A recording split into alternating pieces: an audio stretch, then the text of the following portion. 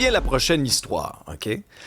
Ça nous démontre à quel point, dans les régions du Québec, le réseau de la santé, parfois, ça fait dur. Sincèrement, là, on a beau chialer parfois dans les grands centres, là, mais parfois, on n'a même pas idée à quel point nos premiers intervenants, nos médecins dans les régions du Québec, pas à l'autre bout du monde, là, dans les régions du Québec, font face à de l'adversité. La prochaine histoire s'est passée à Rimouski, dans la soirée et dans la nuit du 14 au 15 juillet dernier.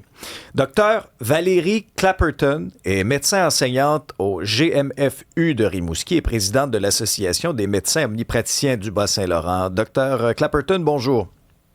Oui, bonjour, c'est Véronique. Désolé, on m'avait écrit Valérie. Je suis sincèrement désolé. On m'avait donné la mauvaise information. Docteur Clapperton, racontez-nous un peu ce que vous avez vécu dans la nuit du 14 au 15 juillet dernier, parce que sincèrement, je lisais votre récit puis j'en revenais pas. Oui, ça a été une soirée quand même difficile. En fait, c'était beaucoup d'absurdité cette soirée-là, puis je suis sortie un peu de mon droit de réserve là, ce matin pour exprimer ça parce que j'ai eu peur cette soirée-là, en fait. Puis j'étais fâchée à plusieurs niveaux. En fait, la problématique, c'est que on doit faire souvent des transferts ambulanciers pour amener des patients dans les centres tertiaires, des patients qui sont instables. Puis souvent, quand on les déplace là, de manière terrestre en ambulance, c'est parce que la météo est pas favorable. Là. Donc, déjà, c'est dans des conditions météorologiques là, d'habitude moins bonnes, parce que sinon, ils prennent l'avion en ambulance, ça va plus vite. Mais donc, cette soirée-là, en fait, on a eu un appel, tous les médecins qui font de l'urgence là, pour un transfert terrestre. Puis, on a dû aller porter le patient à Québec. Mais c'est surtout, la problématique a été vraiment au retour. On a des enjeux où les ambulanciers ne nous ramènent plus parce que c'est leur moyen de pression, puis on le comprend, là, ça fait des années que c'est leur seul moyen de pression. Mais quand ils nous ramènent pas, on doit prendre un taxi. Puis moi, cette soirée-là, le taxi, il était trop fatigué, donc je me suis retrouvée à conduire moi-même le taxi pendant 1h30 de temps en pleine nuit. C'est ça. Pour retourner à mon centre hospitalier d'attache parce que le chauffeur était trop fatigué, puis c'est dangereux. Puis c'est pas la première fois que ça survient. Puis c'est dangereux à plusieurs niveaux parce qu'on peut pas faire confiance. Donc, on est toujours sur nos gardes, on peut pas se reposer. C'est pas seulement pour les médecins, mais tous les infirmières qui font des transferts parfois seuls, sans médecin. Eux autres aussi, quand ils reviennent, ils doivent être sur leur garde. Donc, ça peut être dangereux. Puis donc, moi, ça a été, toute cette soirée-là, pour moi, a été complètement absurde, dangereuse, puis un peu fâchante. Est-ce que c'était la première fois de votre carrière, Dr. Clapperton, que vous étiez confronté à une telle absurdité? Oui, là, je suis chauffeur de taxi de nuit, là, omnipraticien et toute autre tâche connexe, là, ça c'était la première fois. Mais en fait, c'était pas la première fois que j'avais peur sur un retour ambulancier. C'est arrivé à un autre moment qu'on avait appris un terre-plein à la Pocatière, qu'on doit réveiller le chauffeur, qu'on peut pas dormir. C'est pas la première fois, là, ça survient constamment. Et pour nous éclairer, le patient, avec quel enjeu de santé, juste pour qu'on comprenne bien, parce que là, vous devez superviser son état de santé, puis là, vous prenez la roue aussi, là, vous conduisez, là. Moi, les médecins, on conduit pas, on est en arrière dans la boîte avec le patient instable, puis on administre des médicaments, on surveille son niveau de soins. Quand ça va pas bien, quand on transfère, c'est parce que le patient, on sait pas s'il va se dégrader pendant le transport. Donc, on est déjà très stressé de l'amener au centre tertiaire.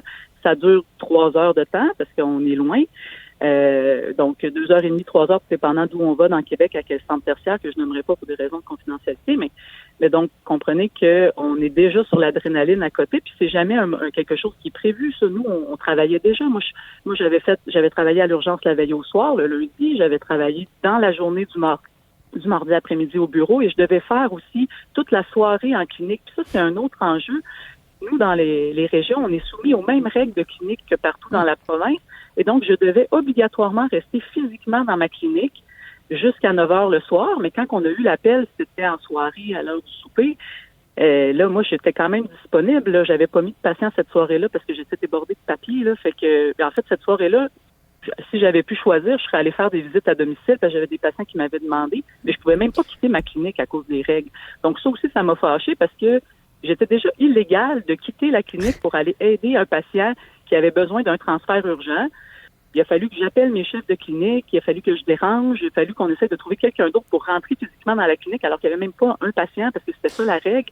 Tu sais, il y a des choses qui fonctionnaient, tout ne fonctionnait pas dans cette soirée-là. Là. Donc... Mais c'est tellement... Votre récit, docteur, est complètement aberrant. Écoutez, là, vous n'avez pas juste des bâtons d'un roue, vous avez le tronc d'arbre au grand complet. Pourquoi c'est important pour vous de dénoncer cette situation-là aujourd'hui? Puis on comprend que là, vous le faites... vous prenez ce droit de parole-là, mais en principe, vous n'êtes pas autorisé à le faire, là. Oui, en général, on se garde vraiment un droit de réserve par rapport à ces enjeux-là. Mais là, moi, toute cette absurdité-là, je trouvais que c'était important que ce soit nommé. En fait, parce que le gouvernement, il y a des choses simples qu'il pourrait faire pour empêcher, en fait, le ministère de la Santé Québec, il y a des solutions pour ces deux situations-là. Quand on regarde au niveau des règles de clinique en région, ça serait pas si compliqué que ça de les assouplir. Puis ça, ça nous permet, nous, de mieux travailler. Ça faciliterait notre travail. Il y a beaucoup de non-sens dans les règles des cliniques GMS, dans le fond, puis ça faciliterait notre travail en région, puis on le décrit souvent, là. Donc, tu sais, de même pas savoir si on peut partir pour aller sauver un patient instable, c'est problématique. Là. C'est sûr que moi, j'ai suivi le bien commun, puis c'est pas grave, là, tant pis la règle, là, mais on pourrait quand même être puni pour ça. Là. Donc, c'est donc, ça, je parle de coupure budgétaire à la clinique, pas aux médecins, là, de coupure dans le fonctionnement de la clinique. Là. Vous l'avez légèrement mentionné. Est-ce que vous auriez pu vous faire taper sur les doigts justement pour ça, même si l'objectif, c'est d'aider quelqu'un? Est-ce que vous pourriez être puni? Oui, puis là, c'est le fait de sortir puis d'en parler aussi. Mais j'ai pas le choix de le décrier. Mais oui, on pourrait être puni. Mais là, on a essayé de revoir quelqu'un d'autre à la clinique par tous les moyens possibles, pareil. Mais tu sais, oui, on pourrait être puni parce que la règle est quand même stricte. Puis donc c'est ça. Puis ça pourrait être corrigé. Les médecins, là, il y en manque des médecins dans le réseau. On est des médecins de famille, des médecins omnipraticiens. Omni, ça veut dire on est partout. C'est vrai qu'on est partout. On passe du bureau à l'urgence, à l'hospitalisation, à accoucher des femmes. On fait tout ça, là. Donc, si nous, en région, on n'est pas polyvalent, le système, il s'écroule. Il faudrait qu'on soit le double, là, si on avait des médecins qui faisaient que du bureau ou que de l'urgence. Donc, cette polyvalence-là, elle est importante, mais on peut pas se dédoubler. On fait déjà des gardes obligatoires à l'hôpital, justement, pour tous ces services-là. On peut pas, en plus, être en clinique de soir de manière obligatoire. Ça fonctionne pas. Donc, le gouvernement pourrait facilement mettre un ajustement ou un coefficient de polyvalence. Les cliniques qui ont des médecins qui ont beaucoup de services de garde, on ajuste leurs heures d'ouverture en fonction de ça, parce que physiquement, c'est difficile dans le corps. Mais c'est quand même fascinant. Moi, je suis pas remis de ma semaine passée encore. Je peux très bien vous comprendre, docteur. Mais c'est quand même fascinant qu'au Québec, en 2026, alors que la moitié du budget du Québec va à la santé, dans les régions du Québec, il y a des médecins comme vous qui sont obligés de jouer au taxi, de prendre des initiatives personnelles pour mettre le bien du patient en premier. Est-ce que, quand vous dénoncez cette situation-là à l'interne, quand vous en parlez à l'interne avec vos collègues, avec les gens qui sont au-dessus de vous, les grands gestionnaires, est-ce que vous vous sentez écouté ou? Ils sont limités, en fait, là. Donc, il faut, moi, on se sent écouter en fait, tous les collègues, tout le monde, la réaction, c'est ça n'a pas de bon sens. Mais au-delà de ça, il n'y a pas d'actions qui peuvent être faites tant que ça.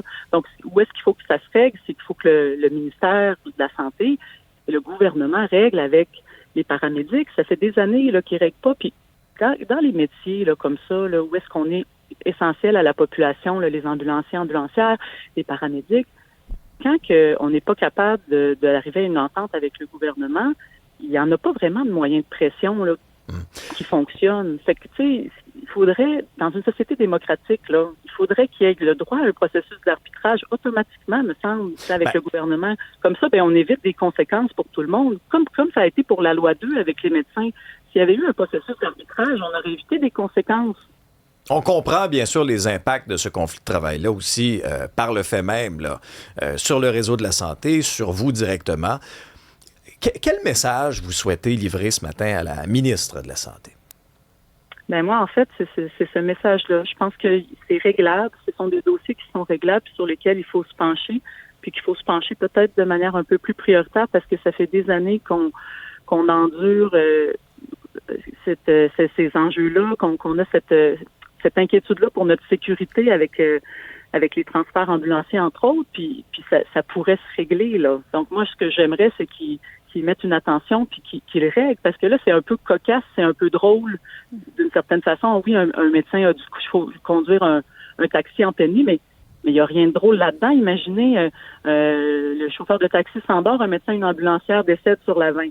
Ou autre chose encore, le médecin conduit illégalement le taxi, puis il y a des morts, puis on est la prison pour homicide involontaire. Ça compte pas de bon sens, là. Il faut régler ce dossier-là. J'en reviens toujours pas de votre récit. Docteur Véronique Clapperton, vous êtes présidente de l'Association des médecins omnipraticiens du Bas-Saint-Laurent. Merci pour votre courageux témoignage aujourd'hui. Et bravo. Merci à vous. Au revoir.